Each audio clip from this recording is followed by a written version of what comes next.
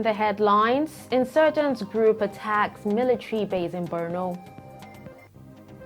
Nigerian government returns to land swap deal. On the FCT land infrastructure swap initiative. English Premier League season begins in August. Hello, I am Husseina Usman, and here is Trust TV News Updates. Insurgents have reportedly attacked a military base in southern Borno, carting away military hardware. The fighters, suspected to be members of Islamic State of West African Province (ISWAP), stormed the military unit in Damboa local government area in 10 utility vehicles. Information is sketchy, but the insurgents are reported to have burnt down an armored personnel carrier and set the place on fire. Niger state government is introducing special vigilante corps to combat violent activities of youth gangs in Minna, the state capital. Niger state is facing banditry and associated crimes in the local government areas bordering Kebbi, Zamfara, and Kaduna states. Transportation Minister Rotimi Amechi is proposing legislation that provides for stiffer penalties for destroying railway assets in the country. The minister insists that destroying railway assets amounts to manslaughter because once the train derails, people will die. The Train 7 project of the Nigerian liquefied natural gas will attract about $10 billion of investments. President Muhammadu Buhari, during the virtual and physical groundbreaking ceremony at Nigerian Liquefied Natural Gas in Bonny Island of Rivers State, said it has generated $114 billion in revenues over the years, paid $9 billion in taxes, $18 billion in dividends to the federal government, and $15 billion in feed gas purchase. It therefore gives me great joy to see the organization transform from just a project in the early 90s to a very successful company with over 20 years of responsible operations and steady supply of liquefied natural gas, liquefied petroleum gas, and natural gas liquids into the global market. This is proof that Nigeria has great capacity to deliver value to the world by harnessing our natural resources. Coming up, teacher calls for increased funding of public schools. We'll be back after the break. Get latest updates on current topical issues and breaking news by downloading the Trust TV mobile app on your Android devices. Go online, click Google Play Store, search Trust TV, install the app, and get doses of unfiltered information on happenings all over the world in your pocket. Trust TV, documenting the Nigerian story.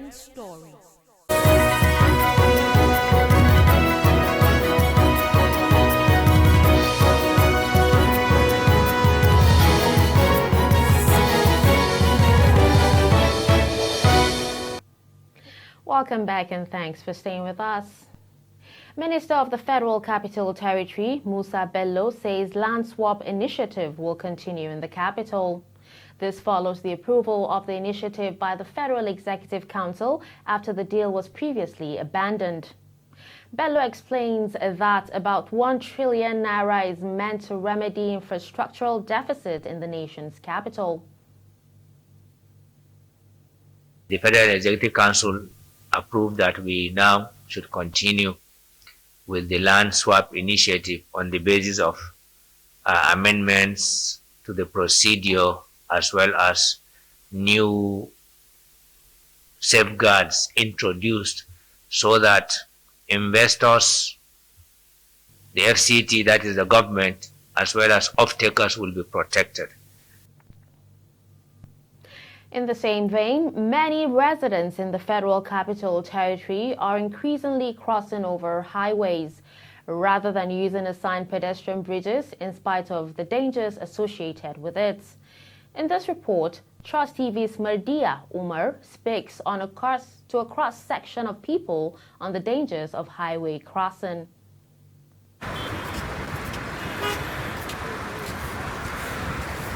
Crossing the expressway on foot, even where there is a pedestrian bridge, is a common occurrence in Abuja, the nation's capital.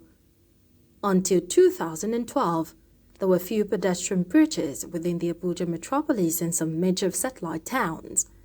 But as the population of the city grew, many residents apparently worried about the loss of lives of people as they crossed the wide, busy roads, intensified the call for more pedestrian bridges to be constructed in strategic places to aid pedestrian movement. In response to the call, pedestrian bridges were built, but the majority of them, which are now open for public use, have been abandoned by some residents. A resident of Abuja, Isaac, gave reasons why he prefers not to use the pedestrian bridge. Well, most times they're trying to catch up with maybe there's a vehicle that is waiting for them at the other side of the road and they're trying to catch up with it. And most times, maybe their junction, like their house, where it is, it's far from the pedestrian bridge. So they prefer to use the road and cross quickly instead of going down there to go and cross. While some residents think that it is wise using the pedestrian bridges. To me, I prefer this pedestrian bridge because this crossing of a thing is very risky, and me, I can't risk it. And I'm not even advising anybody risk their life. It saves time, and also it's safe as in it reduces risk. Because by the time you stand on the express road you want to cross, well, you waste more time. You have to be waiting for the cars to pass, and if you are in a haste, you'll be delaying yourself. Crossing over the highway comes with a lot of risk, though many people find it convenient. Mardia Umar, Trust TV News, Abuja. A teacher at a primary school in Lugbe, a suburb of Abuja, Anna Davis, wants government to increase funding for public schools to improve quality of education. The teacher says government owes the society the responsibility to create an enabling environment for learning. So 5 times I'll give you 60. I know what to all this. Okay? So they said you should not draw it using the scale of 1:5. You find out 5 times I'll give you 30. It's what? 6. So you represent the drawing using new figures. We still hope government intervene. We've been writing a series of letters to the office. But, I don't know. I'm not saying it's because of the location of the school, but this school has kind of been abandoned, at least, which is not fair. If you are opening something, because we know that it's mostly children of the poor and the average that are here, and people's households and all that, but that does not mean that they are not human beings. And they are receiving standard education here. We teach very well here. We are giving out our best. So government should not just look at them like abandoned projects. It's not fair. Every child is important. They are all future. They are the future of tomorrow. Every child is important here. So it's not fair. They need to come and start I don't have answers for everything, but as you're looking at it, it's the same way we're looking at it. We'll be back after the break. My name is Samuel Dada. Yakubu Isa, ana malakabi da jeje. Aminu Musa. Steve Umaru. A wannan harkar ce muke dan samun abinci, har muke taimaka ma wasu da yawa. Looking for private jobs. Sometimes you get employed and at the process of payment, you undergo some kind of stress. And in sports, English Premier League fixtures have been announced with champions Manchester City playing first Manchester Derby at Old Trafford on November 6th. Arsenal will host Tottenham in London Derby on September 25th. Merseyside Derby between Liverpool and Everton is on November 30 at Goodison Park. Daily Trust Sports editor David Ngobwa is joining us live.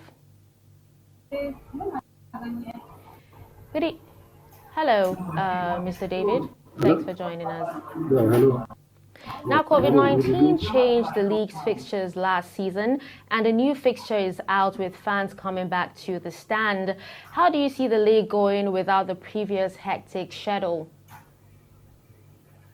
Yeah, it's going to be an interesting experience for the fans and the clubs themselves because, like you rightly said, last season because of 19, the clubs have congested fixture, like 3 matches times in a week. And the fans were also not chance to prepare their respective clubs. But this time, we're expecting that the fans will be back and these fewer matches like the previous season where they faced congested fixtures. So the expectation is that the matches will bring out the usual excitement because the Premiership is the most followed league in the world, and Nigerians especially will always look forward to the commencement of the Premier. So we are expecting that the matches will bring back the joy and the excitement, and Nigerians will have forward to it once again. What are your expectations when the league finally kicks up come August 14? Yeah, my expectations are that we have 3 new clubs that have just joined the top flight. We're talking about Brentford, we're talking about Watford.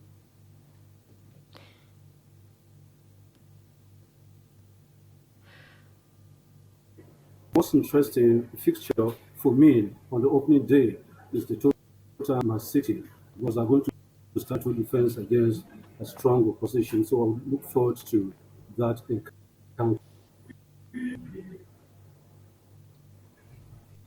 All right, let's talk about Euro 2020, which was postponed due to COVID-19 as well. Now, we've actually seen different teams in action. What team do you see clinching this trophy?